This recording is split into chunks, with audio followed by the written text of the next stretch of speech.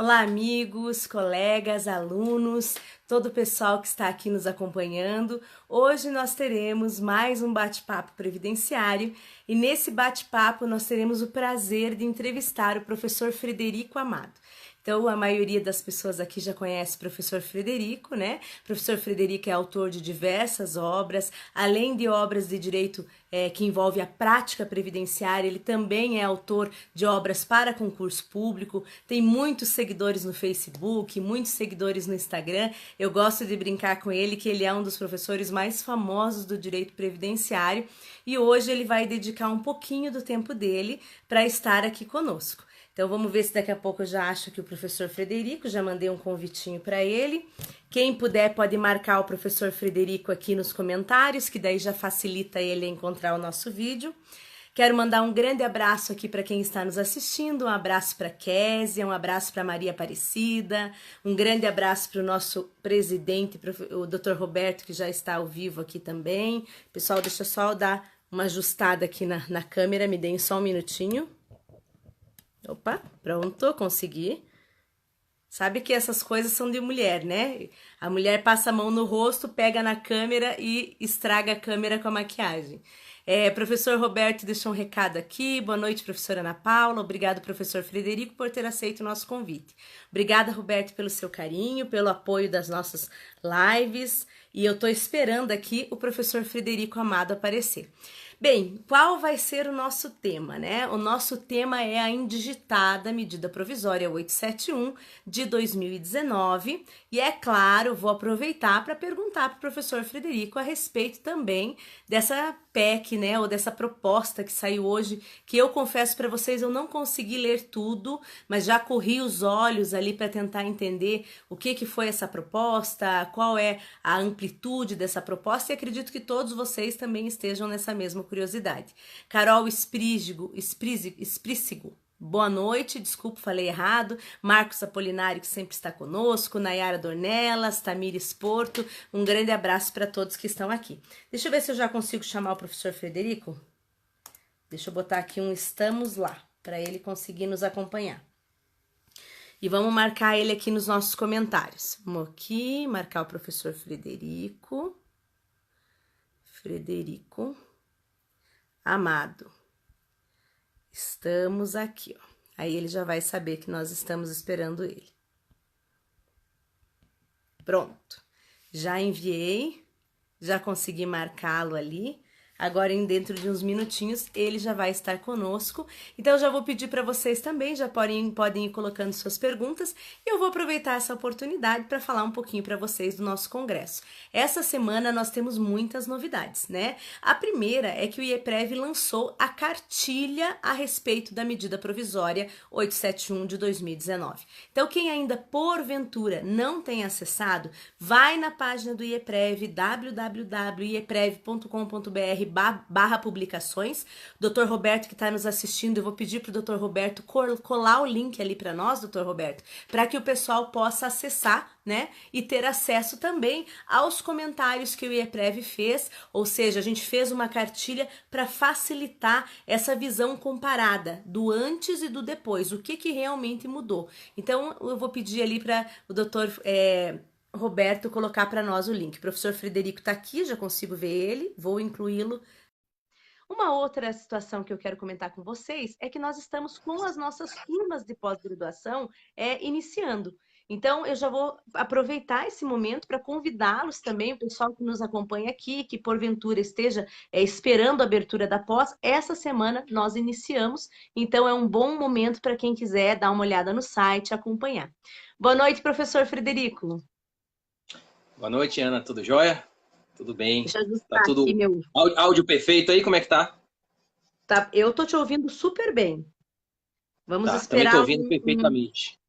um retorno aqui dos nossos amigos, mas tá tudo ótimo aqui para mim também.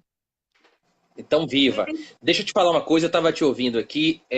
O texto que vazou hoje da PEC não é o texto que vai ser encaminhado, não, tá? É um texto anterior. Já estou te passando aqui. Qual o texto que vai ser encaminhado, eu de fato não sei, não tive acesso, mas a informação que eu tive é que o texto que vazou hoje em vários sites, etc., Não é o texto que vai ser encaminhado pelo atual governo ao Congresso Nacional, tá? Entendi. E você acha que ele está parecido, que tem alguma chance de ter alguma coisa ali que nos importa? Bom, eu não sei porque eu não tive acesso ao texto que vai ser encaminhado, nem sei se ele já está totalmente fechado. Pelo que me consta, ele já está construído, mas não está totalmente fechado. Como eu não faço parte da equipe que elaborou, eu não sei dizer. A informação que eu tive é que não é o texto que foi vazado hoje. Acho que o governo em breve vai soltar alguma nota em relação a isso. Então, não é aquele texto. Então, eu até passei o olho hoje e tudo mais, sem a intenção de internalizar as informações, mas não é aquele texto. Então, a gente tem que considerar que ainda vai chegar o texto da PEC que vai ser encaminhada pelo atual governo ao Congresso Nacional. Com certeza. Bem, a única vantagem o bom da gente fazer a leitura, né, para quem estiver interessado, é mais no sentido, acredito, de ter uma ideia assim, de tudo que vem sendo construído, ou seja, de quais são as premissas que baseiam nessa reforma do governo. Porque dando uma olhadinha no texto, a gente consegue dar uma olhada no que eles pretendem mudar, né, professor? Pelo menos ter uma Mas ideia. o problema é que no governo tem várias correntes na área previdenciária e de repente pode ser um texto bem diferente, entendeu? Então o Entendi. governo, na verdade, tem várias linhas de pensamento internas dentro de reforma previdenciária e a última palavra cabe ao presidente da República. Enquanto não houver a formalização de um texto a ser encaminhado ao Congresso Nacional, fica complicado para a gente ter uma posição do atual presidente a respeito da reforma previdenciária. Mas o texto que vazou hoje me chamou a atenção principalmente em 2 pontos, tá? Que foi a questão de praticamente ele não tem mais os requisitos constitucionais para benefício do regime geral e regime próprio, fazendo remissão à lei complementar. E o segundo ponto foi a possibilidade de uma lei complementar criar um regime de capitalização, tanto no regime geral quanto no regime próprio. Então foram os 2 pontos que eu acabei arregalando os olhos, porque eu sou totalmente contra a criação de um regime de capitalização em substituição a um regime de fundo único. Eu acho que a gente tem que ajustar o modelo atual e o modelo de capitalização ele é cabível somente para complementar um benefício, jamais para substituir o modelo de fundo único, o modelo de repartição simples. Sim, não, eu concordo com você. Na verdade, acho que a gente vai ter muitas, assim, como se diz, muitas coisas para analisar ainda, né, professor? Mas para não perder o nosso formato, que a gente já está animado aqui falando um pouquinho sobre o texto de hoje, eu queria que você se apresentasse. Embora você já seja uma pessoa muito conhecida, eu iniciei a live dizendo que eu gosto de dizer carinhosamente que você é uma das pessoas mais famosas do direito previdenciário, o famoso num tom de elogio, né, no sentido de que você veio com o tempo abarcando tanto as questões de concurso público, como também as questões de direito processual e material com o teu curso de prática, com o teu livro, que é um dos livros mais vendidos. Então, eu queria que você se apresentasse, se porventura alguém que ainda não te conhece, para saber, então, a respeito do que nós vamos tratar e todo esse conhecimento que você tem. Tá, na verdade, inicialmente eu queria agradecer a você, ao Roberto, pela oportunidade. Eu acho que a gente está começando aí uma parceria minha, do Especial Juiz, que é o meu portal, e do IEPREV. A gente vai fazer uma oficina bem animada em maio aí no Congresso do IEPREV. E aí, quem não se inscreveu, vá lá, vai ser um prazer a gente autografar um livro, tomar um cafezinho. Eu acho que o Congresso presencial tem essa vantagem. Eu praticamente gravo aqui no meu estúdio, aqui eu estou no meu escritório, que é meu estúdio de gravação, é onde eu faço meus processos representando o INSS, e eu passo mais tempo aqui do que até no meu quarto, etc.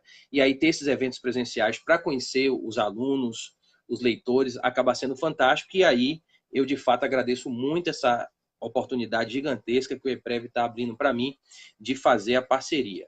Bom, a minha história no direito previdenciário é interessante. Eu entrei no direito previdenciário forçado. Tá? Eu passei no concurso de procurador federal, tomei posse, eu tinha apenas 23 anos, aí fui para o estado do Pará, dentro do IBAMA, daí vem a minha ligação até hoje com as aulas, com os livros de direito ambiental. Eu costumo dizer que eu tenho 2 chips, né? Um chip ambiental, um chip previdenciário. No começo, era complicado dar aula das 2 matérias, dava aula num dia de ambiental, outra previdenciário. Aí eu vim transferido 2 anos depois, fiz várias autarquias, e aí a Previdência Social, que sempre teve um volume muito grande, eu fui forçado a ir fazer o INSS em 2006. Digamos que eu fui para o inferno, conheci o capeta, por ele me apaixonei, e hoje aí eu já tenho mais de 15 anos de procuradoria, já poderia ter saído há muito tempo, e talvez eu seja aqui quem faz juizado especial federal aqui em Salvador, talvez eu seja o procurador mais antigo e costumo dizer que eu pretendo, apesar do volume de processos, que sempre é grande, eu pretendo me aposentar no previdenciário, que eu me apaixonei pela matéria, com todo respeito ao direito ambiental, que eu mantenho os livros, as aulas, meu mestrado é na área ambiental. E aí, de 2006 até hoje, eu estou nessa área previdenciária e comecei a dar aulas em 2008, comecei a escrever, lancei o meu primeiro livro em 2009 e já são mais de 10 livros publicados na área previdenciária, tanto a parte de concursos públicos, que hoje é a minha sinopsezinha amarela, conhecida amarelinha, acho que é o livro hoje mais vendido no Brasil, Direito Previdenciário, um livro todo bonitinho, é ligado a concurso, mas tem mais de 600 páginas. E os livros também com vertente profissional, a gente está entrando agora, daqui a 2 semanas eu vou lançar a 11ª edição do curso de Direito e Processo Previdenciário, que é aquele de capa verde, que traz a parte material e processual. Nessa 11ª edição, a gente vai passar de 2.500 páginas o livro, está bem grande, é um livro bem completo e é o meu xodó. Além dos livros de cálculos que eu tenho com Carlos Maciel, que é o coautor, o livro de prática no GEF e o livro de prática no INSS, e aí eu venho me dedicando também a essa parte profissional de direito previdenciário. As aulas, eu dei aulas por mais de 8 anos lá no Renato Saraiva, deixei ano passado, botei o meu portal, que é o especialjus.com.br, e aí a gente está fazendo essa parceria com a EPREV.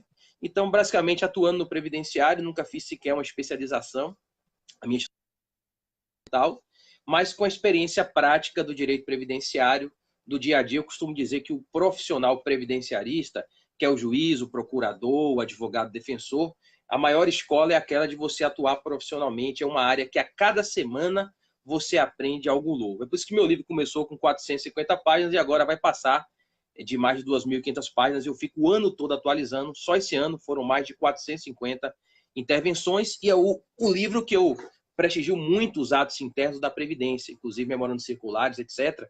Porque é importante conhecer o que o INSS pensa. A primeira interpretação do direito previdenciário não vem do juiz, vem do INSS. Então é tão importante você conhecer o posicionamento administrativo quanto judicial, porque muitas coisas você consegue, inclusive, resolver no processo administrativo, e hoje a advocacia previdenciária vem descobrindo o processo administrativo como uma vertente importante só para judicializar em situações que sejam estritamente necessárias. Em síntese, essa é a minha breve história, mas a gente tem que iniciar a nossa pauta aí, que é a MP 871, né? Perfeito. Mas muito bom, Frederico. Gostei porque você sintetizou. Eu acho que as pessoas elas gostam disso, né? Eu sempre falo que, além de informação, os alunos, os colegas, eles também gostam de saber um pouquinho da tua vida ou da vida de quem nós entrevistamos aqui, porque, afinal de contas, todo mundo pensa assim. Como ele consegue fazer tanta coisa ao mesmo tempo? Então, eu acho que essa pergunta, ela motiva as pessoas a fazerem mais coisas também, entendeu? Até filho eu faço. Minha mulher está grávida do 3º filho. O pessoal até pergunta como é que você tem tempo para fazer filho, eu tenho também. Na verdade, é dedicação, amor, as minhas 3 profissões, que é ser procurador federal, é ser autor de direito previdenciário, é ser professor. Uma complementa a outra. E eu costumo fazê-las as 3 ao mesmo tempo. Praticamente todo dia eu escrevo. Faço processos de segunda a segunda, inclusive nos finais de semana, que a gente tem uma demanda sempre grande na parte de previdência. É amor, dedicação e foco. Quando eu estou aqui na frente do computador fazendo um processo ou mexendo no livro, é o foco total para poder ter o rendimento. É evidente que isso demanda. É natural para mim trabalhar 60, 70 horas por semana. Então, há uma demanda. Os meus livros só eu toco, ninguém atualiza livro meu, nem de ambiental, nem previdenciário. Então, todo o trabalho é feito por mim, os processos também, e, obviamente, as aulas também. Então, foco, amor, organização e uma dedicação absurda ao trabalho, e tudo isso decorre da paixão, da disciplina de fato. Que bom. Bem, então eu quero começar fazendo uma piadinha contigo, né, Frederico? Você sabe que o fato de que a maioria das pessoas que são nossos alunos, acontece isso contigo também, são advogados. E a gente tem uma Sim, sim. brincadeirinha, né? Eu tenho um amigo procurador também, que é bem próximo a mim, que é o Alberto, né? E a gente costuma dizer assim: vamos ouvir a pessoa que é do lado negro da força. E aí, Cuidado, você é conselheira do CARF, então você também está do lado do Estado, viu? Você também está do lado do eu negro na sei, força, eu tô entre acostumada, aspas. inclusive, eu tô até acostumada já agora de ter passado de lado, é diferente. Mas eu queria te falar que é interessante isso, né? Afinal de contas, que ideia é essa de que estamos de um lado ou estamos de um outro, quando muitas vezes nessa posição de doutrinador, nessa posição de professor, você também, e acho bacana a gente dizer isso para os alunos, você tem o hábito de colocar muito a sua posição nos livros, né, Frederico? Você ressalta a opinião do INSS, mas você nunca deixa de colocar a tua opinião. Eu acho que isso é muito legal. Eu queria que você falasse um pouquinho sobre isso, sobre essa ideia de como doutrinador você tem o teu posicionamento, você separa bem as coisas. Bom, foi bom você tocar nesse assunto. É interessante hoje porque o procurador federal ele tem uma grande autonomia hoje para situações de reapreciação fática. Grande parte das demandas previdenciárias não tem uma controvérsia jurídica. Hoje você tem mais da metade das ações contra o INSS envolvendo benefício por incapacidade ou reapreciação de provas na situação de segurado especial. Daí eu posso reapreciar uma prova, propor um acordo, deixar de interpor um recurso. Você nunca vai me ver interpondo um recurso com uma situação protelatória. Agora, há situações de teses jurídicas, eu não tenho a autonomia, e acho que não tenho que ter, de impor uma situação minha contra a Previdência Social. Você imagina se o procurador do Rio de Janeiro tem uma posição, o da Bahia tem outro. Vou dar um exemplo. O INSS, salvo por ação coletiva, não admite aposentadoria por idade híbrida para o atual trabalhador urbano, porque o INSS interpreta de modo restrito a previsão do 48, parágrafo 3º. Eu entendo que tem que ser para o trabalhador urbano, eu como autor e professor, mas como procurador eu não tenho essa autonomia. Então o INSS tem que ter uma linha jurídica nacional. Autonomia em excesso dá problema. Então, no caso desse, eu tenho que defender com base na linha da Previdência Social. Só que em várias situações que não tem controvérsias jurídicas, eu tenho autonomia para reapreciar a situação fática. Eu vou lhe dar um exemplo. Hoje eu estou no núcleo, aqui na Bahia, está de estadualização, eu só trabalho com tempo de contribuição comum especial. Hoje mesmo, eu peguei 3 processos de tempo especial, que eu discordei de enquadramentos administrativos, e propus 3 acordos de tempo especial. Então, assim, para você propor um acordo, tem uma dificuldade. Você tem que analisar o processo todo, porque o juiz, quando erra, tem recurso das partes. Quando o procurador, se eventualmente, se ele propuser um acordo errado, ele está acampado, ele pode responder até um processo disciplinar. Então, o procurador hoje, que estuda, evidentemente que tem situações de demandas absurdas. Tem localidades que tem procurador que recebe 1.000 processos por mês. Como é que você tem condição de receber 250 processos por semana e fazer um bom trabalho? Então a gente sempre tem que se colocar no lugar do outro. Mas a gente melhorou muito essa situação. Hoje você tem os números da PGF de defesa do INSS, a qualidade ela é muito maior. E eu sempre diferencio nas aulas e nos meus livros, eu trago a posição do autor e do professor, que pode ser da mesma linha da Previdência Social, como pode ser uma posição diferente da Previdência Social. Eu tenho autonomia, escusa de cátedra para fazer isso. Agora, a minha restrição é, obviamente, eu não posso me manifestar em casos concretos contra o INSS. Toda vez que o aluno traz um caso concreto, eu falo, eu sou procurador federal, não posso emitir uma opinião do caso concreto contrariamente à Previdência. Mas como autor e professor, em abstrato, tenho plena autonomia para emitir as minhas posições pessoais. E as minhas obras são bastante equilibradas. Tem ponto que sou favorável à Previdência Social, tem outros que eu sou desfavoráveis. E quando eu sou desfavorável, eu busco até interceder internamente para mudar aquele posicionamento administrativo. Graças a Deus, hoje tem alguns atos da Previdência que quando saem eu tenho acesso anterior para dar uma opinião, um memorando circular e outros. É interessante porque você já consegue prevenir algumas situações de interpretações que não estariam de acordo com a legislação previdenciária. Em síntese é isso, tem que saber diferenciar a posição do procurador da posição do autor e do professor, que nem sempre, infelizmente, serão as mesmas. Perfeito. E, não, e é excelente a gente comentar isso, porque às vezes as pessoas têm um pouco de dificuldade de entender o papel que cada um faz, né? Eu tenho alguns amigos, por exemplo, que são amigos que trabalham com direito penal e sofrem, às vezes, alguns comentários que são descabidos. E eu acho que a gente tem que aproveitar esses momentos, porque essa live é uma live descontraída, é uma live aqui para a gente trazer um pouco dessa realidade, dividir um pouco dessa realidade com os nossos amigos, com os seguidores, com os alunos. Acho que a gente tem que posicionar a respeito disso também. Mas vamos falar da medida provisória, então. Eu poderia fazer Vamos lá. algumas perguntas diretas, mas eu gostaria de começar pedindo que você me falasse a respeito da medida. Nós temos várias questões. Então, tem muita gente falando a respeito do salário maternidade que trouxe prazo decadencial, tem muita gente falando agora da questão do auxílio reclusão, que não pode acumular com auxílio doença. Nós temos vários pontos. Outros pontos são a questão de direito intertemporal, o que aplica para fato gerador, mesmo que constituído no passado, mas que a DER seja a partir, que nós tenhamos o pedido a partir de agora, quando se trata de comprovação. Mas o que eu gostaria que você falasse um pouquinho para a gente, eu vou começar com um tema específico, porque eu gosto, aqui já vou, né, como eu estou fazendo a pergunta, eu já vou direcionar para algo que eu gosto bastante da tua resposta, é tirar essa ideia de que o menor incapaz está atrelado ao Código Civil. E eu gostaria, então, que você falasse um pouquinho para nós sobre essa questão, porque eu tenho visto muita gente defendendo, e às vezes a gente defende uma determinada posição por um viés equivocado. E eu queria que você falasse um pouquinho para nós sobre essa situação do menor de idade, né? Ou, havendo o óbito de um dos pais, como que vai ficar essa situação para ele requerer o benefício da pensão por morte? Tá. Na verdade, sempre se confundiu a data de início do benefício da pensão por morte com a situação de prescrição. E o INSS acabou aderindo a esse posicionamento no sentido de que o absolutamente incapaz, que atualmente só é o menor de 16 anos de idade com a Lei 13146, contra ele não corre a prescrição e ele teria direito ao benefício desde o óbito, desde que ninguém estivesse habilitado e recebendo o benefício previdenciário. E isso se difundiu, constava inclusive dentro da Instrução Normativa 77, consta que o absolutamente capaz sempre recebe o atrasado. Questão interessante é que a pessoa que não tem discernimento mental interditada, ela passou de absoluta para relativamente capaz desde 3/1/2016. Isso acabou prejudicando essa pessoa. Porque contra ela não corria prescrição e acabou correndo.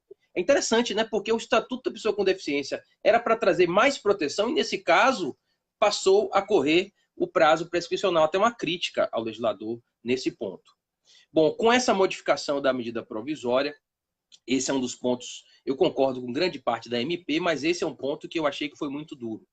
Eu, na questão política, não teria adotado um prazo tão curto. O primeiro ponto é a gente fazer a diferenciação do tempus regit actum, né? A MP, nos aspectos de inovação do direito material, ela só se aplica aos fatos geradores a partir da sua publicação em vigência, que foi uma sexta-feira, que eu estava tomando um monte de vinho com o professor Matheus Carvalho lá na Praia do Forte, saiu na edição extraordinária de noite, 18/1. Então, essa regra é só para os óbitos a partir de 18/1. Então, o segurado que morreu até 17/1, aplica o regramento anterior. Se o beneficiário for menor de 16 anos e ninguém se habilitou ao benefício, ele faz direito ao atrasado, mesmo que o benefício seja requerido após 90 dias do óbito. Né? Eram 30 dias, a partir de 5/11/2015 passou para 90 e agora tivemos essa modificação. Aí o segurado morreu desde 18 de janeiro, aí se for um absolutamente incapaz, ele tem um prazo de 180 dias para requerer o benefício. Se não requerer, não vai mais gerar o atrasado. Essa regra não afronta o Código Civil. Por quê? Porque é regra específica, a medida provisória tem força de lei. Então não teria nenhum problema em relação ao Código Civil. O que pode ser construído seria só, na minha opinião, para afastá-la, uma tese de inconstitucionalidade. Há um sistema constitucional de proteção previdenciária lá depois, lá para o artigo 226, 227, inclusive com direitos previdenciários, para os menores de idade, no caso absolutamente incapaz. E aí a dúvida que me gera, eu até coloquei isso agora na edição nova do meu livro, é se um prazo tão curto de 180 dias estaria compatível com o Estatuto Constitucional de Proteção do Incapaz. Me parece que foi um prazo muito curto e, diferentemente dos 120 dias de caducidade do salário maternidade, sequer foi ressalvada a suspensão desse prazo na situação do fortuito da força maior que deveria ter sido feito. Por exemplo, uma criança se torna órfã de pai e mãe. Se a criança está órfã de pai e mãe, o juiz tem que nomear um tutor. Imagine que é uma briga na família para quem é o tutor, demora 3 anos para nomear um tutor. E aí demora, esse tutor, depois de 3 anos, vai habilitar a pensão. Eu acho que na situação de uma pendência judicial de nomeação de um representante legal, não deveria correr o prazo de 180 dias. Eu acho que esse prazo deveria ser de pelo menos 1 ano. Tá? Pelo menos 1 ano, eu achei o prazo curto demais. Então, por uma questão de bom senso, uma questão de constitucionalidade, não há nenhum tipo de afronta ao Código Civil. Código Civil é norma geral, é norma anterior. Nesse ponto, não tem nenhum problema com o Código Civil. A questão seria de razoabilidade, a questão seria de compatibilidade constitucional com o regime protetivo do absolutamente incapaz. Perfeito. Bem, já que nós estamos nessa questão de prazo, prescrição, decadência, se seria mesmo uma prescrição e decadência, vamos falar então do salário e maternidade também, porque afinal de contas a mudança ela também passa aí de anos para dias, então se possível você já pode abordar o salário e maternidade. Bom, aí já é uma situação diferente, porque eu vejo mais razoabilidade. Vou explicar por quê. Esse ponto, eu fiz um estudo para a minha Procuradoria-Geral Federal em 2016 com alguns pontos de modificação na Lei 823. Não sei se esse estudo meu foi utilizado ou não, mas saiu na medida provisória. Qual é a lógica do salário maternidade? É substituir a remuneração da segurada ou do homem na adoção naquele momento para que possa cuidar da criança. Aí você imagina que a criança nasceu agora, aí a mulher vai pedir daqui a 4 anos o benefício para substituir uma maternidade de 4 anos atrás. Daí, na situação do salário maternidade, em termos protetivos, é algo imediato. Se está 2, 3 anos depois, já perdeu a função de ser do benefício previdenciário. Aí já é algo que eu vejo com mais razoabilidade em se prever um prazo decadencial que foi previsto através dessa modificação no texto da Lei 8213. Né? Nós temos agora a previsão no artigo 71D de 180 dias. E aqui, com razoabilidade, tem a ressalva do caso fortuito e força maior. E tem que ter, que eu sustento que deveria ter para o absolutamente incapaz. Imagine que a mulher pariu um parto complicado, está internada, ficou internada por 2, 3 meses. E ela não vai pensar em requerer o benefício previdenciário no INSS. Eu acho que numa situação dessa, não deve iniciar o cômputo desse prazo de 180 dias. Mas aqui tem a ressalva e tem que sair logo uma regulamentação para ver quais são as situações de força maior fato fortuito que vão impedir o termo inicial desse prazo de 180 dias. Então aqui eu já vejo um motivo de se ter um prazo de caducidade, diferentemente da situação anterior, que eu achei que o prazo para o absolutamente incapaz ficou muito curto. Essa, tecnicamente, é a minha opinião. Eu sei que muita gente não concorda, mas assim, eu sempre busco ter uma opinião razoável de proteção previdenciária e também de interesse público. Então, você não vai achar aqui aquele professor que sempre o INSS está errado, que nunca pode restringir nada, isso não vai para lugar nenhum. Da mesma forma, o INSS está sempre certo, não erra, esse outro aqui também não vai para lugar nenhum. Então, busco sempre ponderar para buscar um posicionamento intermediário. Sim. Eu acho importante. Eu também sou uma pessoa que não tem o posicionamento sempre a favor do contribuinte ou do segurado. Às vezes eu tenho posicionamentos, às vezes, inclusive em algumas matérias, frequentemente, principalmente em custeio, que é a matéria que eu atuo com mais prática no momento. Mas eu tenho um comentário, Frederico. Tem uma coisa nessa regra que me incomoda. Eu concordo que ela realmente ela venha para substituir uma renda que é naquele momento, né? Então ela tem um momento específico para existir. Mas antes de ser conselheira da Previdência e depois do Ministério da Fazenda, que agora é Economia, eu fui advogada, né? Advoguei 12 anos com benefício. E o meu escritório, ele era 90% rural. Sempre conto aqui para os alunos, né? O pessoal já está acostumado a eu dizer isso. A minha sócia Gisele, até hoje, é especialista no rural. Então, a gente trabalha muito com rural. E eu tenho uma preocupação muito grande, porque essas pessoas, elas têm um hábito que é muito diferente do nosso. Então, é muito comum a criança nascer, a mãe vir para a cidade quando a criança já tem 2, 3 anos. Aí, registra-se a criança, vai no INSS, faz o pedido. Então, eu entendo que isso seja errado, eu entendo que esse tempo seja longo demais. O que me preocupa é a educação previdenciária. Quais são as medidas educativas que o governo vai tomar para que essas pessoas passem a entender que essa regra realmente mudou? Isso me preocupa.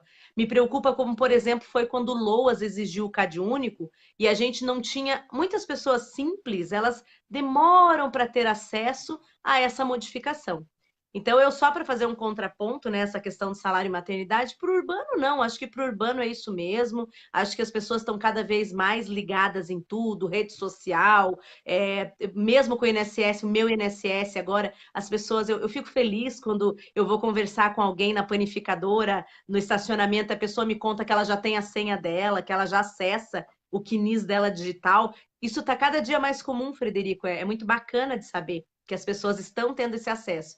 Mas o povo assim, as pessoas do rural, a comunidade indígena, que ainda me preocupa um pouco. Mesmo a comunidade indígena que presta serviço, né? Que tem alguns trabalhos que eles fazem de artesanato e tem a contribuição em razão daquelas ONGs para qual eles prestam serviço, ainda me preocupa um pouco se essas pessoas terão esse devido acesso. Sim, mas essa argumentação serve para todos os benefícios rurais, não só para o salário maternidade. Por exemplo, se o homem rural faz 60 anos e tem quem de carência e não sabe que tem direito, e só vai requerer quando tiver 70, ele não vai receber esses 10 anos em atraso.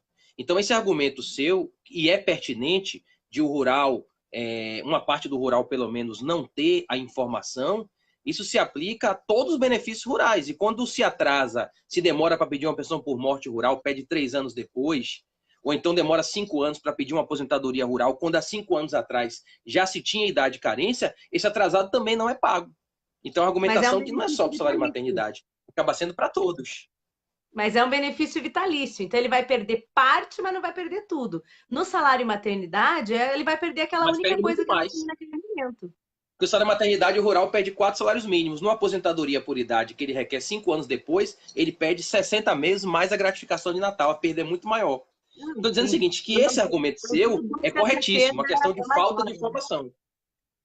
Esse É. argumento seu, falta de informação, é perfeito, mas ele acaba prejudicando muito mais uma aposentadoria e uma pensão por morte do que o próprio salário maternidade, porque a perda aqui seriam 4 salários mínimos mais o proporcional de gratificação de Natal, entendeu? Mas é um argumento Sim, pertinente, claro. sem dúvida. Sim. Mas Campanhas, aí é testes, tudo proporcional, tem que né? ser feito. É proporcional porque a aposentadoria é um benefício que tem um valor muito maior, a perda vai ser muito maior.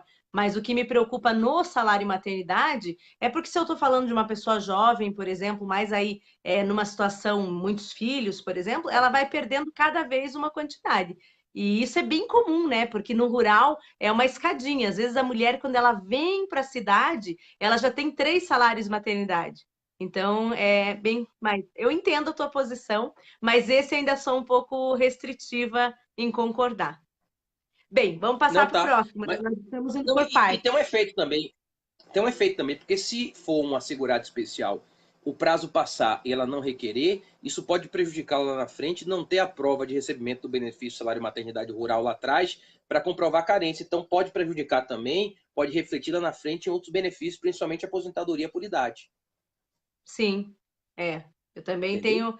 tenho várias preocupações. Bem, eu sempre tive um trabalho muito voltado para o rural, né? Então, a gente tem essa preocupação. Eu acredito que em vários lugares a gente vai ter um trabalho em massa de publicidade, no sentido aqui dos próprios advogados previdenciaristas. O que me preocupa é os nossos alunos lá, que nós estivemos agora recentemente em São Luís, é a diferença que tem entre o rural do sul e o rural do norte e do nordeste, que ainda vivem uma dificuldade aí, que é importante frisar isso, né, Frederico? Que ainda vivem uma diferença bem em relação às Totalmente diferente. circunstâncias em que eles vivem. E não tem como a gente deixar Exatamente. Não. de Totalmente observar diferente. isso, Inclusive, a né? interpretação do INSS muda totalmente. Então, assim, aqui no Nordeste, no Norte, até no Centro-Oeste, se for segurado especial e pesquisar lá o InfoSeg e tiver um UNO 1995, nem o INSS, nem um juiz reconhece a qualidade de segurado especial. Já no Sul, foi até a Jane que me falou isso, que conhecia um caso, o pessoal lá tem um Fiat Toro zero e enquadra na via administrativa como segurado especial. Então, até a interpretação administrativa e judicial, ela muda totalmente do segurado especial do norte para o sul. Uma situação totalmente diferente. É bastante espantoso, inclusive. Isso me preocupa, porque quando eu fui para lá, eu tenho que contar essa para você, em Marabá, no Pará, minha aluna que está assistindo hoje, a Socorro, ela me contou há 5 anos atrás que tinha um juiz que considerava o salário maternidade do rural inconstitucional. E o pior, ele julgava sempre assim e a turma mantinha pelos próprios fundamentos. E aí a gente tinha uma Eu morei lá em discrepância. Marabá. Morei em Marabá 2 anos, mas eu era procurador do IBAMA na época. Não atuava na área previdenciária assim, não. É difícil até de acreditar de uma sentença nesse termo. E o pior é a turma manter, né? Eu queria receber uma sentença dessa e uma dessa da turma recursal. Ninguém nunca me mandou, não. Depois você me manda aí, porque de fato Ó, eu nunca ouvi a falar Maria do em Socorro nada tá aqui. parecido. Ela acabou de comentar, tô aqui, ó. Porque realmente eu Pede para ela fiquei mandar por e-mail aí. espantada. É, pede para mandar por e-mail tanto a sentença quanto a decisão da turma recursal, porque assim, eu não vejo como o judiciário pode ter uma posição mais dura do que a posição administrativa, né? O INSS não considera salário maternidade e segurado especial inconstitucional. Como é que o Poder Judiciário vai ter uma decisão contrária à decisão administrativa em prejuízo do segurado? É uma situação dessa, se comprovada, tem que ler isso aí, é uma pérola, né? Não, isso na época me chocou bastante, tanto que as meninas se uniram, passaram a fazer as sustentações e irem de Marabá para fazer a sustentação na capital, justamente em razão aí dessas coisas que eram muito graves, Fê. Eu acho que a Maria do Socorro ela tem lá um conjunto de decisões que está fazendo um livro de pérolas, que eu fiquei muito chocada na época. Ó. A Maria está aqui escrevendo, ó, a sentença existiu, ela está aqui comentando, mas depois eu vou pedir para ela te enviar, Frederico. Mas isso Tá? tudo Porque. serve, acho que é bacana para a gente ver que não há uma relação assim de uniformização entre esses posicionamentos, né? A gente fala muito mal do juizado especial e fala, o juizado é horrível, muito diferente da vara comum. Mas se a gente for ver, né, Frederico, na verdade o juizado ele permite, se você não tiver o acórdão paradigma, se você não encontrar um caso que tenha toda aquele apelo de analogia, né, no caso concreto, ele vem permitindo que essas decisões isoladas elas se proliferem. E isso tem sido um problema, pelo menos para o advogado previdenciário. Na verdade, o sistema recursal do GEF, quando passa da turma recursal, se você não conseguir um precedente com similitude fática, e caso rural normalmente é o detalhe do caso concreto, normalmente acaba morrendo na turma recursal. A turma recursal dá a última palavra. Mas assim, eu tenho juízes muito bons no GEF também. Eu fico com medo de fazer qualquer tipo de generalização, porque o volume do GEF, de fato, é muito grande. Então, assim, mas de fato é muito mais perigoso tramitar um processo no GEF do que uma vara com um rito comum, que tem uma instrução mais. O processo demora mais, mas tem uma instrução mais detalhada. Você consegue chegar ao STJ via recurso especial sem precisar de um paradigma. Então, acaba Sim. sendo mais perigoso, tanto para o INSS quanto para o segurado, tramitar um processo no rito do GEF mesmo, sem sombra de dúvidas. A minha maior preocupação, eu sempre digo, é a falta de um recurso, como recurso especial, que eu possa reclamar da contrariedade ao texto de lei, a ofensa ao texto de lei, sem necessariamente precisar do paradigma. Acho que o paradigma ele vem Exatamente. trazendo aí muita distorção. E a questão da admissibilidade também, né, Frederico? Eu tomo a liberdade de falar nesse tema com você, porque você dá aula sobre isso também. Eu sei que você está aí no livro também sobre essas questões recursais, e os alunos adoram ouvir um pouco disso, entender essa dificuldade, que essa dificuldade não é só deles, né? O INSS também precisa encontrar o paradigma. Sim, o INSS acaba sendo mais fácil porque os procuradores têm uma lista interna de discussão e você acaba pedindo, mas assim, primeiro, você só cabe pedir uniformização regional ou nacional em questão de direito material. Questão processual você não consegue fazer subir o sistema do GEF. A não ser o que é muito raro, uma questão constitucional com repercussão geral, em questões processuais são raras. Você tem que conseguir um tema que não foi uniformizado ainda, porque aquilo que já foi uniformizado, você não pode interpor um pedido de uniformização contrário. Você tem que buscar um paradigma com similitude fática. Normalmente o incidente não é conhecido por falta de similitude fática. Se for da mesma região, você entra com PU regional. Se for com outra região, você entra com PU nacional. Então, assim, é muito mais difícil você entrar com um pedido de informação regional ou nacional no GEF do que da entrada em um recurso especial, um recurso extraordinário. É bem difícil. O GEF era para ser regido pelos princípios da celeridade, simplicidade, mas na fase recursal, acima das turmas recursais, é extremamente complexo. E foi uma área que eu acabei me especializando, porque os professores de processo civil normalmente não estudam essa parte regimental, de turma regional, turma nacional. Eu acabei me dedicando a isso e até lancei um livro processual uns anos atrás, que é o Prática no GEF, lá da leitora Juspodium, que já está indo aí para a terceira edição, e acabei me especializando nisso, mas é bastante complexo. Eu tive muita dificuldade para entender, essa fase recursal acima das turmas lá no âmbito do Juizado Especial Federal. Já passou da hora de ter uma reforma, inclusive. Sim, com certeza.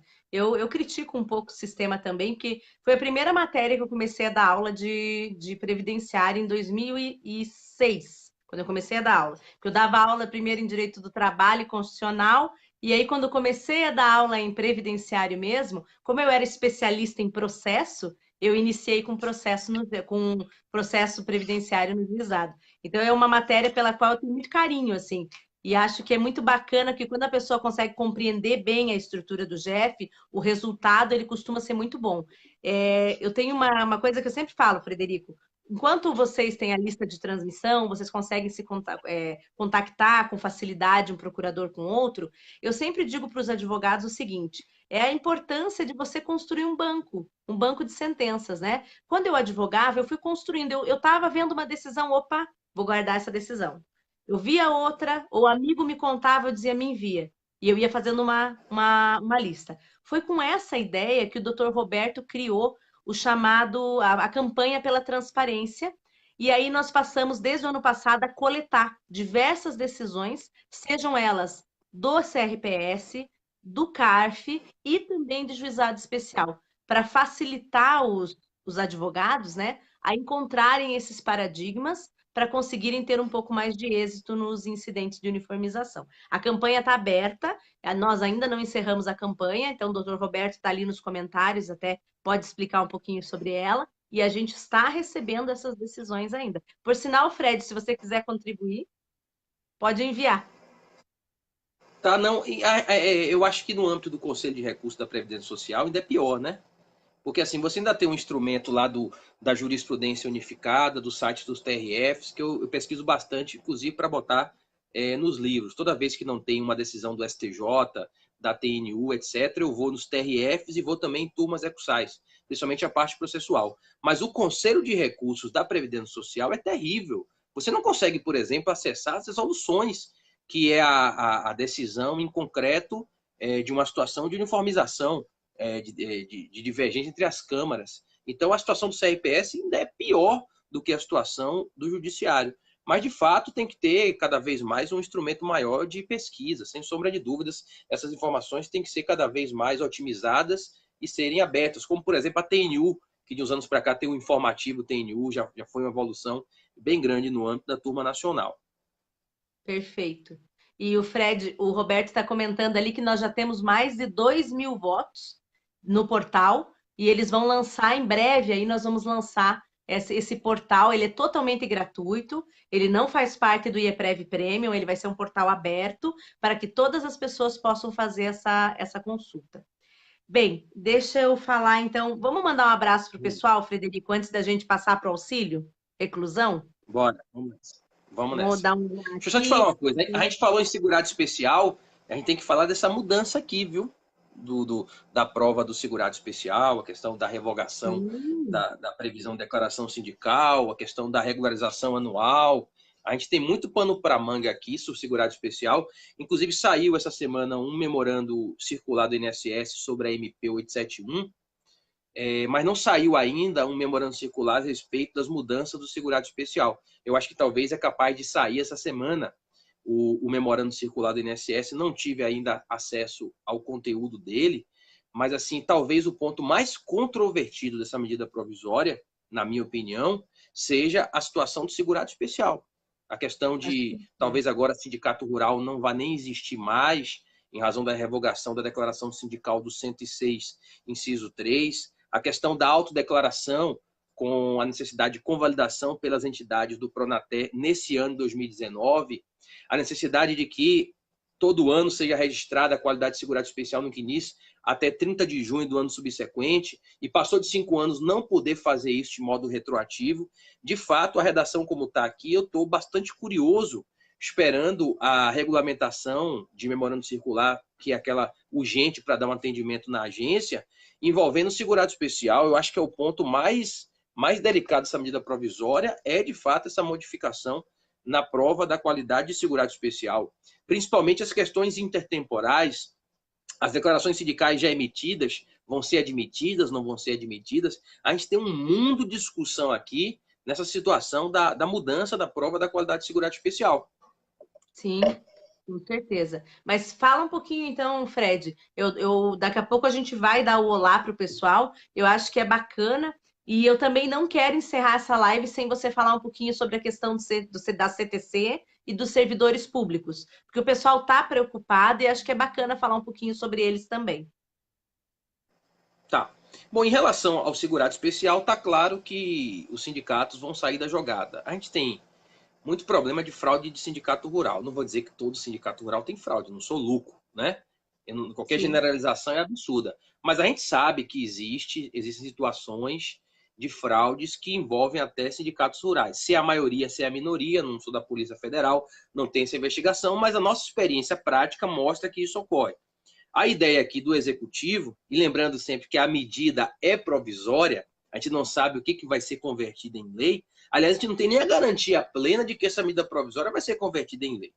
A ideia aqui foi ter um acompanhamento de perto e essa autodeclaração de segurado especial naqueles formulários novos que substituíram a entrevista rural há cerca de 2 anos atrás, dessa autodeclaração ser convalidada por entidades do Pronater. Né? Aí já veio uma remissão dentro da lei específica de regulação do Pronater, que é a Lei 12.188, e a partir de 2020 tem uma declaração anual, um registro no CNIS, vamos supor, atividade rural de 2020, registrada até junho de 2021, e assim sucessivamente. Pelo texto da MP, se passar desse prazo, tem que ter a prova da efetiva contribuição sobre produção rural, para inscrever. E se passar do 30 de junho para mais de 5 anos para frente, não retroage. Não vai ter essa inscrição retroativa. Então é um texto duro, que eu não sei até como o INSS vai regulamentá-lo. Na verdade, eu falo o INSS regulamentá-lo assim nesse primeiro momento, mas em tese tem que sair um decreto federal se esse texto for convertido em lei. Mas assim, a ideia foi restringir para deixar situações legítimas de filiação como segurado especial. Mas assim, a norma é muito genérica. Eu que já li isso aqui 100 vezes, pelo menos, tenho muitas e muitas dúvidas de como vai ser operacionalizada essa regulamentação. E com certeza o INSS também tem. Tanto que saiu memorando circular de vários pontos dessa medida provisória, mas não saiu nada do segurado especial, que vai ter um memorando circular específico para tratar disso. E foram 4 memorandos que saíram, Frederico? Saiu o memorando circular 2, o 3, o 4, foi isso, né? O 1 não era isso. Saiu um memorando circular tratando de vários pontos. Tratou de pensão, tratou de auxílio reclusão, tratou de auxílio acidente. Esse foi o memorando circular que eu tomei conhecimento com regras específicas. Se saíram outros aí já tratando, eu estou até por fora, viu? Tenho que me informar. Não chegou no momento até a mim, mas saiu um memorando circular, inclusive deu tempo de colocar na edição 2019 do livro, envolvendo vários pontos, dentre eles pensão por morte, auxílio reclusão, auxílio acidente, mas não tocou na questão ainda envolvendo o segurado especial. Isso, foi o memorando circular 2, né? Eu acho que saiu ontem ou anteontem o 3 e o 4, mas acho que eles não trouxeram tudo isso, não. Ele foi bem curtinho e veio trazendo umas questões mais assim práticas mesmo de agência, mas já se referindo à medida. Sim. Eu vou olhar aqui, eu já consigo te enviar daqui a uns minutinhos. Fred, deixa eu passar um oi aqui para o pessoal, que eles já estão mandando no meu WhatsApp aqui, professora, manda abraço. Então vamos mandar aqui. Um abração para a Ivonici, para o Joisés de Piracicaba, para o pessoal de Franca, São Paulo, Tocantins, Minas Gerais, Ronaldo Cocati, Piracicaba, Joisés, não sei se falei certo, Manuel Moreira da Costa, Giza de Crato, Ceará, Carlos Soares, um grande abraço, Felipe Delfino, Adriana de Pindamonhangaba, estava esse final de semana lá com ela, Maria Socorro de Marabá, Adriele, boa noite, Adriele, também nossa coordenadora. Deixa eu ver quem mais aqui. Elaine, Emanuel Lucimar, Manuel Moreira, Fabiano Bernardo, Fabrício Salfer, Estefânia Rodrigues, Maria. Deixa eu ver quem mais. Tipo, pulando os repetidos aqui. Fabiana Bernardo, Daiane Cassioli. Quem mais? Flor Costa, que sempre está aqui com a gente também, Augusto Moraes do Amaral, Camila Ferreira. Então, mandar um abração. A Viviane Reisfeld, também super querida, está sempre com a gente, está sempre participando. Mirana Carla. E a Viviane, ela sempre acompanha a gente, ela falou que ela estava assim, como é que se diz? Ansiosa para ouvir a sua opinião, né, sobre essa medida provisória, Frederico. Você vê que o pessoal me Bom, escreveu a semana inteira porque ia te ouvir aham. hoje. Não, eu concordo em alguns pontos e discordo em outros. Você vê até agora que eu achei que o prazo do menor da pensão foi muito curto. O salário maternidade, apesar da questão da informação do rural, eu achei que tinha que ter um prazo de caducidade. Veja que isso não é novidade, não. O salário maternidade por derivação, no caso de morte, ele também tem um prazo de caducidade, inclusive menor, né? De 120 dias. Ele foi introduzido pela Lei 12.873 de 2013. Em relação ao segurado especial, pelo menos na minha interpretação, não tem que ter contribuição, não. Na verdade, o que nós temos aqui no parágrafo 4º do 38A é que no parágrafo 5º é que se for perdido o prazo do parágrafo 4º, que é até 30 de junho do ano seguinte registrar o ano anterior, nesse caso tem que provar o efetivo recolhimento da contribuição sobre produção rural. Daí que, se o prazo for respeitado, registrou um ano até 30 de junho do outro ano, continua o regime de filiação automática sem a necessidade da prova de efetiva contribuição rural. Pelo menos é a minha interpretação da medida provisória. A contribuição só será exigida se o prazo de 30 de junho do ano seguinte for perdido pelo segurado especial. Daí a questão também da informação do segurado especial. Aqui sim vai ser mais sério. Segurado especial está lá na roça, não tem informação de nada, vai perder o prazo e só vai poder ter o reconhecimento se houver recolhimento da contribuição. Ainda tem outro dispositivo que fala que se passou 5 anos, nem com contribuição vai poder registrar no CNIS. Um dispositivo duro, aquele segurado especial que conhece o seu direito, que faz o acompanhamento, o registro, para ele vai ser tranquilo. Mas aquele mais isolado, que não tem conhecimento de nada e só vai procurar o INSS para aposentar, vai ter sérios problemas se essa normatização aqui ela for convertida em lei, tá? E a preocupação maior, porque daí, se há um desincentivo do sindicato, essas pessoas, assim, embora a gente saiba que tem muito sindicato ruim, né, num português bem claro, eu trabalhei muito com rural, tinha declaração de sindicato que a gente preferia nem colocar no processo, porque a gente já sabia que ia dar problema, né, o advogado que trabalha, opa, nossa, deu uma pancada aqui no celular, advogado que trabalha muito com rural, já sabe disso, sabe que tem sindicato que não dá para juntar, porque é falcatrua mesmo, né? A pessoa chega lá e ele pergunta quanto você quer que coloque e quanto custa. Isso é muito ruim para toda a área do direito. Mas o problema é que, pelo menos o sindicato, aqueles que são sérios, eles trazem informação para o segurado. Então, eles trazem informação, eles auxiliam, eles ensinam muitas vezes a pessoa a como juntar suas provas ou como levar essas provas até o INSS. Então, acho que a gente tem aí várias situações que podem apontar para uma falta de proteção completa do segurado rural. Isso eu acho bem preocupante, sabe, Fred? Mas deixa eu aproveitar e mandar Não, mais um abraço aqui, ó, para Marisa manda Santos, aí. que está nos ouvindo. Então, a doutora Marisa está aqui com a gente, professora, juíza, um grande abraço para ela. A Maria Lúcia Rodrigues, a Fernanda Nascimento, a Daniele Fernandes, Juliana Dias, Marli Santana, doutora Maria Helena Carreira Alvim, que tem o livro de Rural, um grande abraço para ela, também super querida, está sempre acompanhando a gente. A Helena Van Hausen, que é a nossa coordenadora. A Helena fez um comentário muito engraçado, ela disse que achava que o Frederico Amado era mais velho. Normal, normal. Muita gente fala. Muita gente fala, mas É já que vou você fazer faz, 40, você não faz tô tão muita novo assim coisa, não, viu? viu? Hã? Já tô, agora em agosto eu faço 40 anos, também já não tô mais tão novo não, mas já sou procurador desde os 23 anos, então talvez seja por isso aí. Mas o pessoal É que fala que você, esperava alguém bem mais velho, no geral nas aulas presenciais. é que Veja você bem, é muito em relação ao precoce, segurado, Frederico. Você é muito precoce. em relação Porque ao você segurado já tem especial, muito livro, muita coisa. Desculpa, cortei você.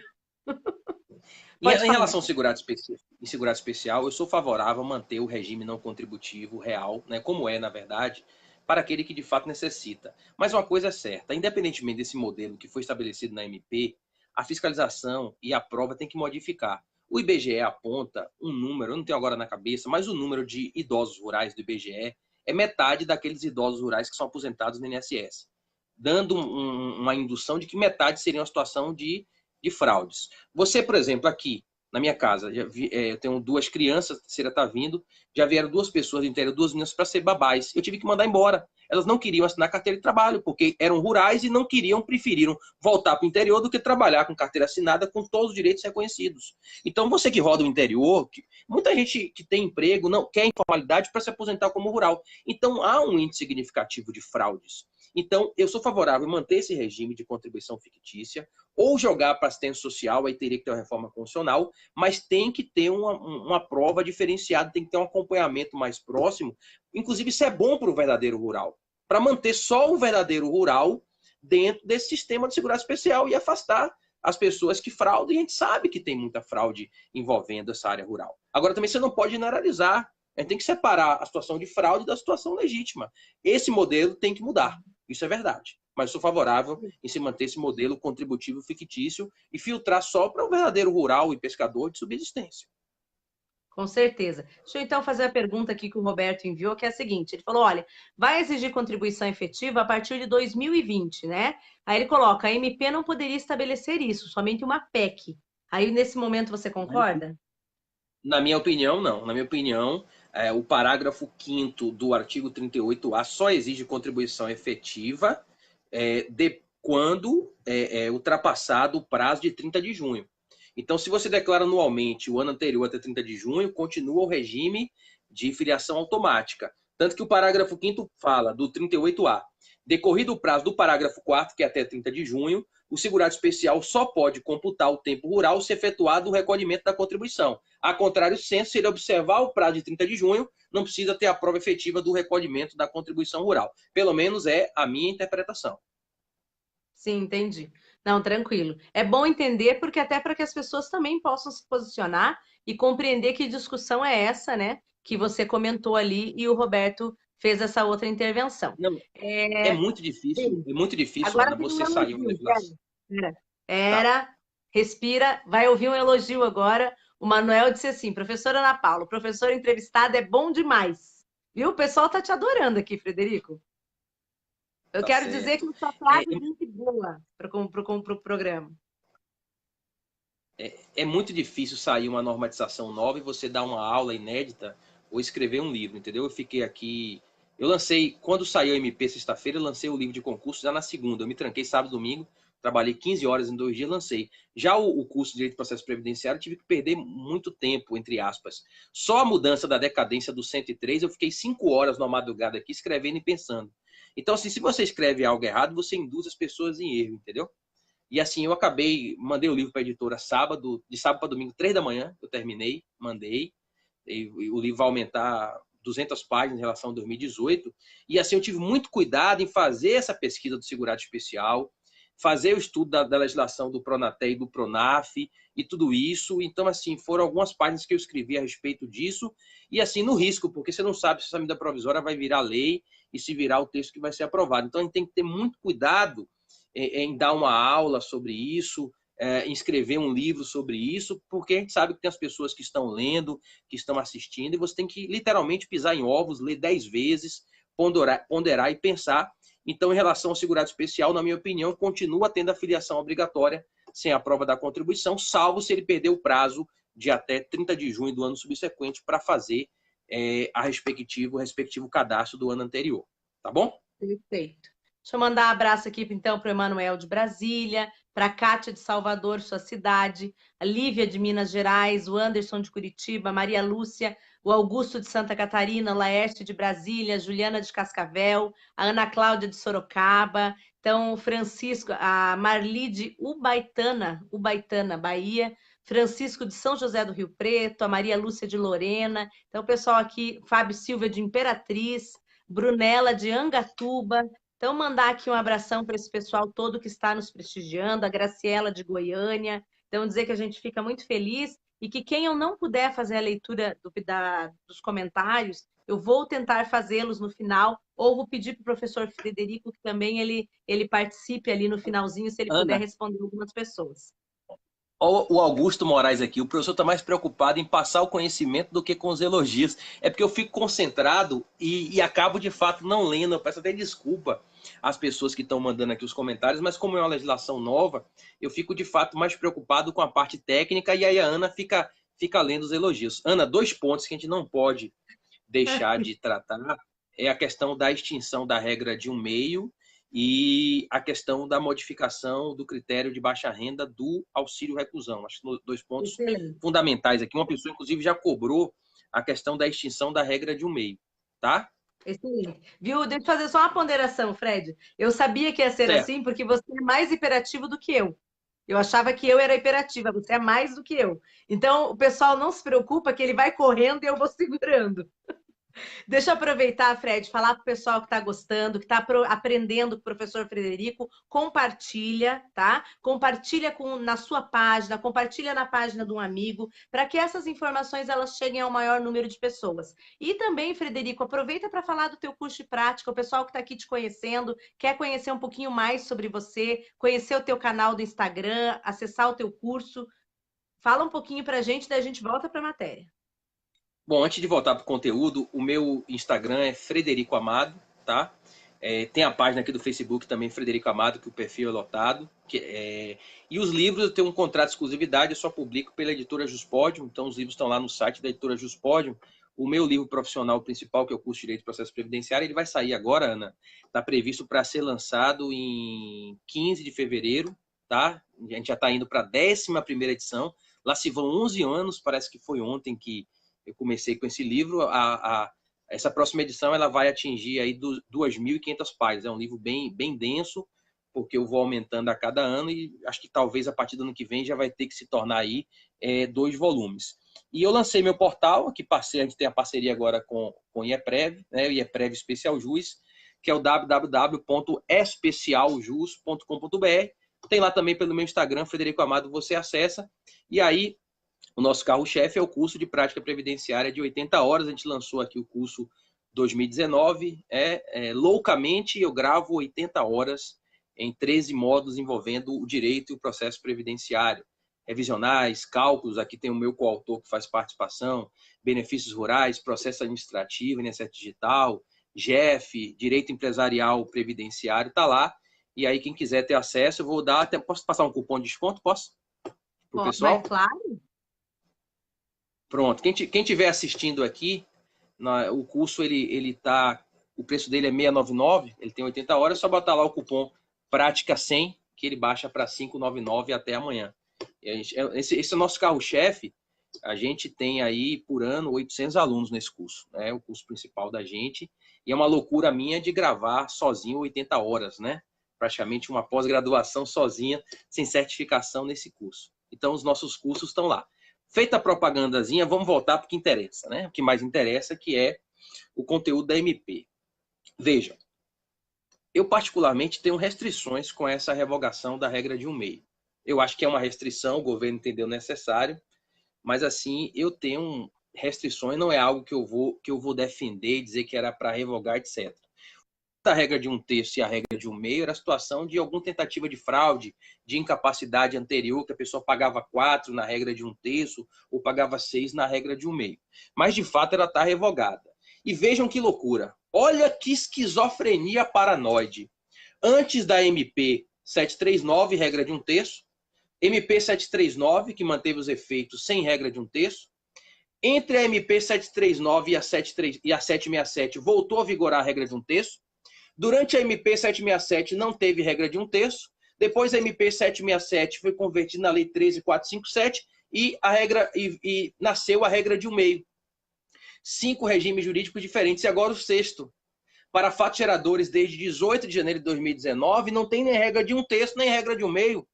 Na contribuinte individual, segurado especial e facultativa, que tem carência de 10 contribuições mensais para o salário de maternidade, e benefício por incapacidade que recai na carência de 12, para as incapacidades, partos, adoções e mortes, no caso salário de maternidade derivado, desde 18 de 1 de 2019, vai ter que ter a integralização da carência desses benefícios após a refiliação. Sem falar que para as prisões em regime fechado a partir de 18 de janeiro, agora o auxílio reclusão tem carência de 24 contribuições mensais.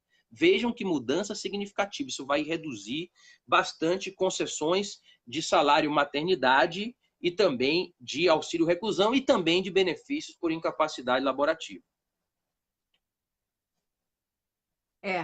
E nós temos também, além dessa preocupação com a questão dos benefícios desse reingresso de carência, o pessoal ficou um pouco preocupado com essa questão do auxílio reclusão, porque o auxílio reclusão ele mudou significativamente também, né? Não vai mais poder ter acumulação com o auxílio doença, por exemplo. Eu confesso que eu entendo que não deveria ter desde o início, então eu sou voto vencido nessa questão da acumulação do auxílio reclusão com o auxílio doença. Mas eu observo muitos grupos e pessoal mesmo, alunos e advogados, e o pessoal se incomodou muito com isso. Eu queria a tua opinião um pouquinho sobre isso, Frederico, e sobre as outras alterações do auxílio reclusão. Bom, primeiro foi a carência de 24 recolhimentos mensais, só para as prisões a partir de 18/1, tá? O segurado agora, se ele está no auxílio doença, ele é preso, o benefício é suspenso. E fica preso por mais de 60 dias, a suspensão converte em cancelamento. O segurado preso agora, que está em pensão por morte, salário de maternidade, o auxílio reclusão não é mais concedido. Essa foi uma modificação inserida no artigo 80. É algo que eu acho correto, inclusive na revisão da Lei 8213 que eu propus à Procuradoria-Geral Federal em 2016, eu inseri essa disposição, inclusive. Não sei se é coincidência ou não, se foi aproveitado ou não. De fato, eu não sei e não procurei saber. E a situação, a grande mudança, na minha opinião, além da carência, é a questão do critério de baixa renda, que eu achei que melhorou, porque não é mais o último salário de contribuição antes da prisão. E tinha aquela controvérsia, o STJ entendia que se estivesse no período de graça, era sem renda, concedia, o INSS pegava o último salário de contribuição. Agora tem que pegar os salários de contribuição nos últimos 12 meses e fazer média aritmética simples. Só que aqui a medida provisória deixou furos, e furos que têm que ser corrigidos na lei de conversão. Por exemplo, e se o segurado, se ele está preso e não tem 12 salários de contribuição nos últimos 12 meses, nesse caso, por exemplo, ele estava no período de graça de 24 a 36 meses. Nesse caso, o memorando circular 2 do INSS manda conceder o benefício, ou seja, o INSS fez a interpretação razoável. Então o cidadão está lá, está preso, foi preso, e estava no período de graça de 24 meses, não tinha nenhum salário de contribuição nos últimos 12 meses que precedem a prisão. Ele é sem renda e o INSS vai conceder na via administrativa, está no memorando circular. O que o memorando não tratou é o segurado no auxílio-doença. Imagine, o segurado está no auxílio-doença há 3 anos, R$4.000. Ele não tem salário de contribuição nos últimos 12 meses. Foi preso agora, o auxílio-doença, ele é suspenso. E aí, qual o critério de baixa renda? Vai ter que conceder. Por quê? Porque ele não tem salário de contribuição nos últimos 12 meses antes da prisão. O INSS ainda não se manifestou sobre isso, mas pela regra atual, vai ter que conceder. Qual foi a falha da MP e que eu proponho alteração? É que nessa modificação do artigo 80, está escrito aqui, ó, a aferição da renda mensal bruta para enquadramento do segurado de baixa renda ocorrerá pela média dos salários de contribuição apurados no período de 12 meses anteriores ao recolhimento da prisão. Tinha que ser os 12 últimos salários de contribuição antes da prisão. E se ele não tivesse 12 nos últimos 12 meses, pegaria para trás. Então, bastaria retirar a palavra 12 meses anteriores ao mês de recolhimento da prisão. Pegar os 12 últimos, mesmo que sejam salários de contribuição mais remotos. E certamente considerar também o valor do auxílio-doença para fixar essa baixa renda. Porque ficou aqui uma situação esdrúxula. Essa situação de o segurado estar no auxílio-doença com a renda maior e ter que conceder o benefício porque não tem salário de contribuição nos últimos 12 meses. Eu acho que isso vai acabar sendo ajustado. E também agora a questão de o benefício não ser concedido mais no regime semiaberto. E isso só para prisões a partir de 18 de janeiro. Se o segurado foi preso até 17 de janeiro, o semiaberto vai conceder. A partir de 18 de janeiro, tempus regit actu. Se na pensão por morte é a lei do dia do óbito que define o estatuto do benefício, no caso do auxílio reclusão, é a lei em vigor no dia da prisão que vai gerar essa situação. Inclusive, Ana, isso é interessante. O INSS, o memorando circular 2, ele saiu todo bonitinho, tá? Eu até tive acesso a ele, dei algumas opiniões. O INSS está de parabéns, na minha opinião, de ter editado o memorando circular 2. Agora, a prisão do seguro suspende o auxílio-doença, mas só para as incapacidades a partir de 18/1. Se o segurado tem a DI até 17/1, ele pode ser preso depois de 18/1 e não vai suspender o auxílio-doença. Por quê? Porque o auxílio-doença é regido pela lei em vigor no momento do surgimento do direito ao benefício, que é a DII. Então, DI até 17/1, mesmo que a prisão se dê a partir de 18/1, não vai suspender o auxílio-doença, e o INSS acertou, isso está dentro do memorando circular 2. Eu vi. Ficou bem boa. Eu achei que o memorando circular foi excelente nessas questões de direito intertemporal. Ficou muito bom. Ficou feliz, né? Graças Que a eu fiz Deus, um eles... review. digamos que eu dei uma ajudinha pequena. Eu já sei disso, mas o elogio não foi por isso, foi pela qualidade técnica mesmo, tá? Bem, Certo. e agora, Frederico, se a gente pudesse falar um pouquinho da questão da CTC, também queria falar da questão de prova, da questão da prova material, da necessidade, mas eu queria que você falasse um pouquinho da CTC e um pouquinho do servidor, porque a gente acaba falando muito de regime geral, claro, a gente está falando de uma reforma que é muito direcionada também ao regime geral, mas eu queria falar um pouquinho do servidor, porque às vezes a gente tem alguns segurados aqui, ou alguns advogados que são mais da área do regime próprio também. Sim, cada vez mais regime próprio e regime geral estão se aproximando, né? Principalmente o regime próprio federal do regime geral. A questão da prova material contemporânea para a união estável e para a dependência econômica é algo que eu sempre propus também. A gente sabia que o regulamento exigia, mas era ilegal. Foi uma resposta à jurisprudência. Eu acho que tem que ter algum documento em razão do incidente. Tem muito falso testemunho, a gente sabe. Ninguém aqui é criança. Não vou dizer que todo mundo mente em juízo, mas há um percentual bem razoável de situações de falsos testemunhos. Então, esse parágrafo no 16 é algo que eu já fazia essa proposta há bastante tempo para poder, entre aspas, tornar o regulamento legal. Porque aquela questão dos documentos para dependência econômica e união estável que o regulamento previa não tinha base legal. Tá? Tinha entendimento do STJ, TNU, agora tem base normativa. E como é uma questão de prova, não é direito material, se aplica a todos os casos, na minha opinião. Então, assim, todas as situações pendentes de decisão, essa situação, como é prova, como é direito material, na minha opinião, tem aplicação esse parágrafo 5º do artigo 16. Então, eu concordo com essa modificação. Em relação às situações de tempo de contribuição, dos novos incisos do artigo 96, são novidades que não são novidades. Por que não são novidades? Porque você pega lá a portaria 154 MPS, está tudo lá. Essa situação que só pode ter CTC para ex-servidor, que não cabe desaverbação se teve alguma vantagem financeira para o servidor.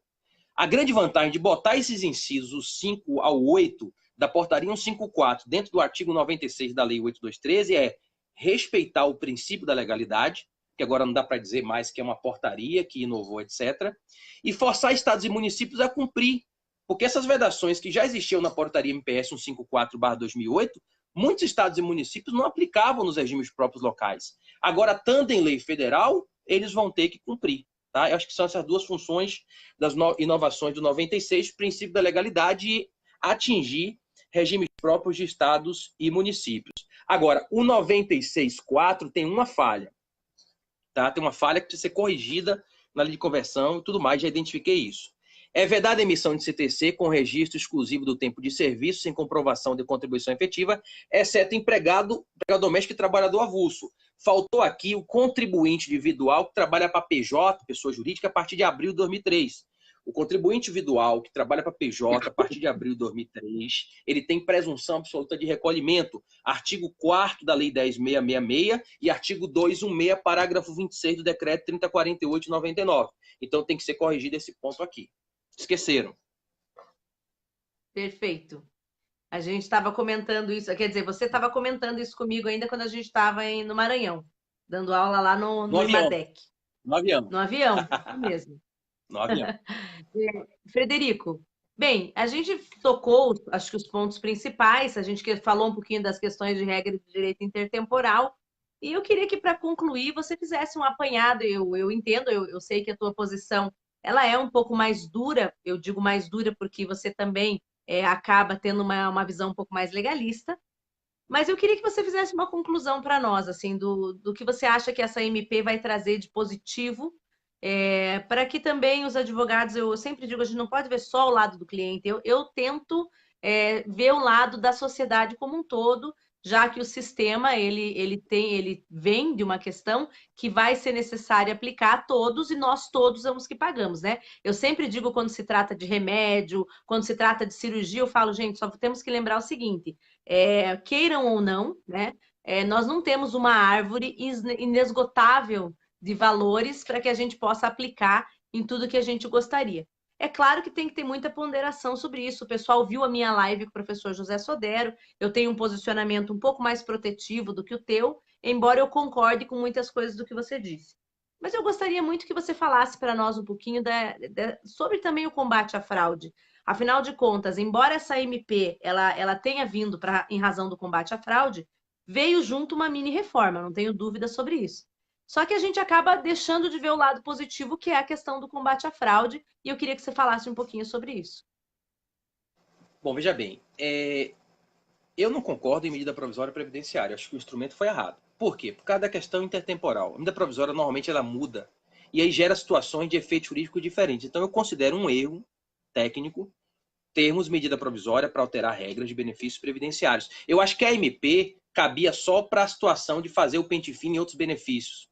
Baixaria o MP só para fazer um pente fino e outros benefícios, etc. Mas você mudar regras permanentes da Lei 8213, da Lei 8.112 do Servidor Federal ou da Lei Orgânica de Assistência Social por MP, eu acho totalmente inadequado por ser uma situação que converte em lei com mudança, gera um trabalho extremo no INSS, gera quebra de isonomia de regimes jurídicos diferentes. Então, eu não concordo em reforma em texto permanente de lei previdenciária por intermédio de medida provisória. Então, esse é um ponto de crítica. A questão de fazer uma revisão em pensões por morte, auxílio reclusão e BPC-LOAS é uma situação que eu vejo como positiva. Há um procedimento aqui, que respeito contraditório, tem um dispositivo polêmico, tá?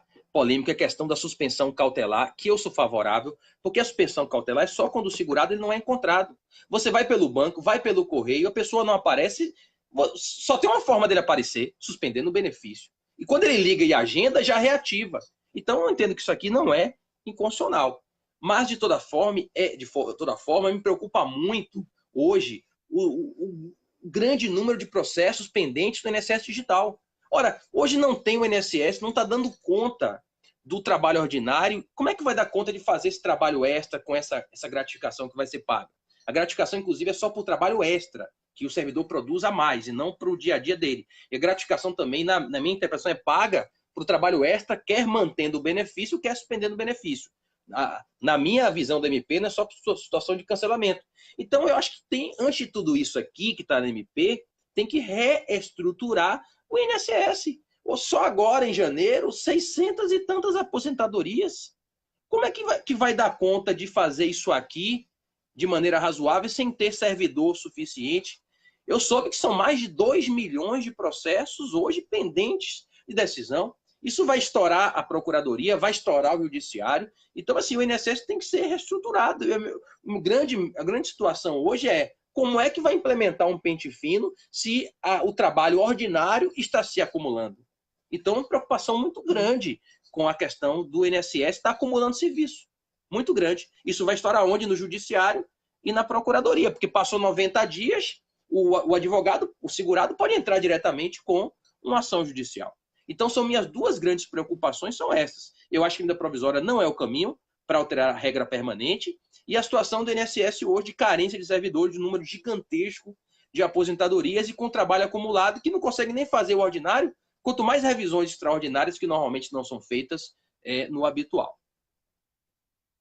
Com certeza. Bem, e eu tenho uma outra preocupação que não é o nosso tema de hoje, mas eu vou aproveitar e vou comentar contigo, né?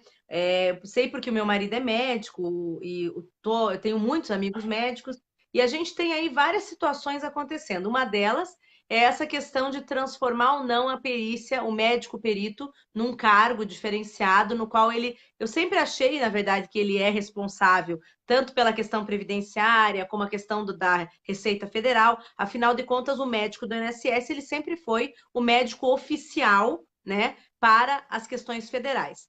Mas vejo com um pouco de preocupação essa autonomia que foi dada aos médicos, porque há um tempo atrás o INSS ficava na mão da categoria e isso trazia aí diversas problemáticas internas para o presidente do INSS. Mas além disso, eu vou jogar as duas perguntas para você responder. Eu tenho uma outra preocupação, que é a questão dessa resolução do teleatendimento médico. Essa veio aí essa semana, caiu como uma bomba na classe médica, e eu vejo com muita preocupação que para baratear e até mesmo para trazer um pouco mais de celeridade, tentem adotar essa questão da perícia médica e telemática. E eu queria que você falasse um pouquinho para nós sobre isso. É bem Tá, hipotético, né? primeiro Eu ponto. só comentei porque já tem Tá. comentários por aí Não, nesse mas sentido. abstratamente eu tenho plena liberdade para me manifestar. Eu concordo, os médicos eles ganharam uma importância muito grande em razão do pente fino, da situação de cancelamento, de revisão, porque o INSS praticamente não fazia revisão de benefício por incapacidade, principalmente aqueles concedidos judicialmente. Eu concordo que haja uma carreira federal de perícia médica para todas as áreas, não só previdenciária. Isso, inclusive, vai dar mais autonomia ao perito médico. Ele não é mais o perito médico do INSS, ele é o perito médico federal que tem uma autonomia e a perícia médica requer uma autonomia. O presidente do INSS não vai mais determinar que ele faça nada. E eu acho que essa autonomia ela é importante para uma qualidade da perícia.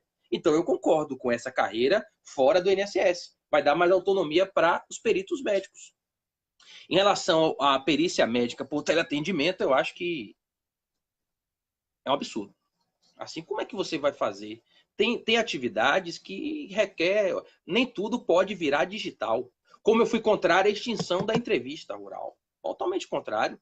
A entrevista rural é um dos poucos documentos específicos que tinham para viabilizar o digital, ela foi extinta. Sou um crítico da extinção da entrevista rural. Como também sou um crítico de perícia médica por teleatendimento. Eu acho que tem situações que o presencial nunca pode ser substituído. Não sei como é que o Conselho Federal de Medicina vai se posicionar sobre isso. É algo que eu acho que é uma fria. Eu acho que não tem que ter perícia por teleatendimento. Perfeito. Deixa eu aproveitar e fazer só um comentário, Fred. Eu tenho uma preocupação, porque nas minhas épocas de Conselho de Recursos da Previdência Social, eu tive o prazer de estar na Câmara de Julgamento e no Pleno, e ajudei muitas vezes o doutor Manuel Dantas, né, quando ele era presidente, então a gente conversava muito, ele sempre trazia as ideias dele. Na verdade, para mim, ele foi um dos melhores presidentes, porque ele conversava.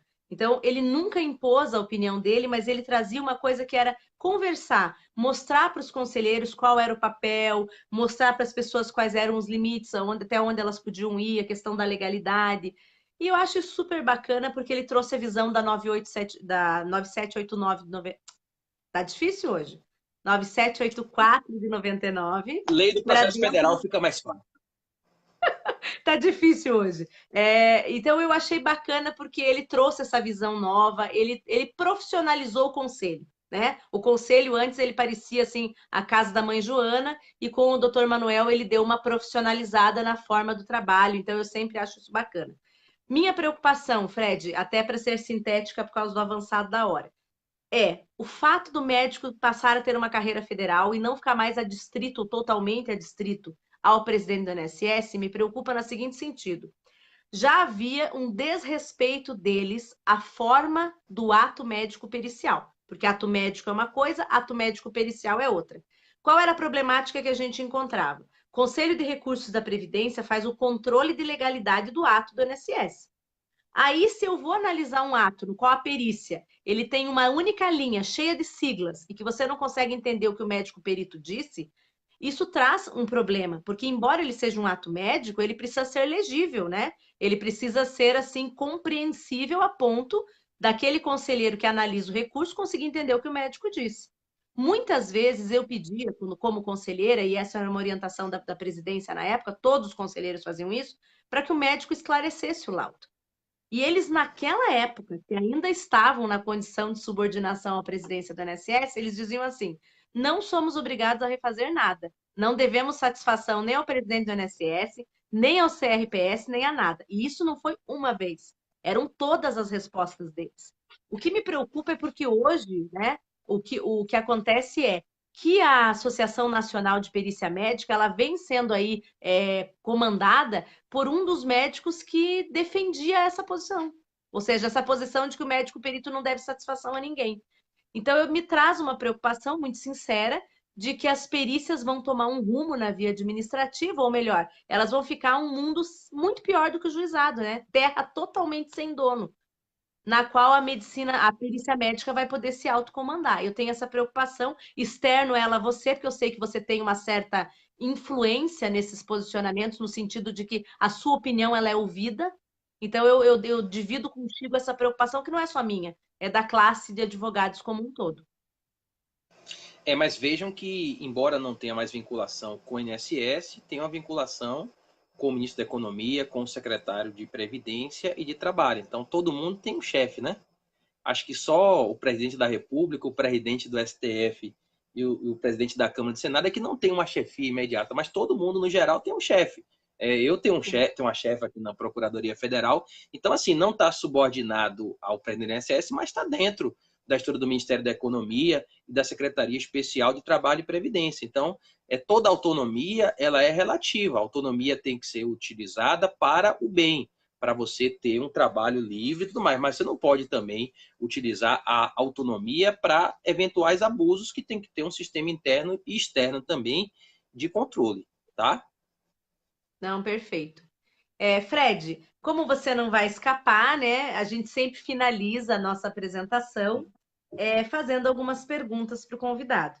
Então, primeiro eu vou te dar uns 5 minutos para você fazer suas conclusões e aí você vai voltar para um jogo rápido comigo. Tá, não, beleza. Eu queria agradecer a você, a Roberto, pela oportunidade. Eu tenho certeza que várias pessoas que estão assistindo aqui vão estar no final de maio em Belo Horizonte e tudo mais. Vai ser um prazer. Eu vou fazer uma oficina envolvendo, inclusive, essas inovações da MP 871. Vou trazer o texto normativo, vou trazer as manifestações do INSS, vou trazer as impressões pessoais e tudo mais, inclusive outros pontos que nós não vimos aqui ainda. Vai ser um ano muito quente, porque essa MP ela vai ser convertida em lei, certamente, e certamente vamos ter modificações. O governo, nos próximos dias, vai mandar a proposta de emenda à Constituição e tudo mais. Essa nova emenda constitucional possivelmente vai tirar algumas situações da Constituição e remeter até a lei complementar. Então, a gente deve viver um processo de desconstitucionalização das regras de benefícios previdenciários, e isso com certeza vai refletir também para o ano de 2020. Então, assim, o profissional previdenciarista tem que ter em mente que a matéria é extremamente dinâmica. Então, quem não quer se acostumar a mudanças não está na área certa. Então, aqui se muda o tempo todo, é gato e rato, e a gente está sempre correndo atrás da nova normatização, da nova jurisprudência, e vão ser anos 2019 e 2020 de muitas mudanças normativas, e nós temos que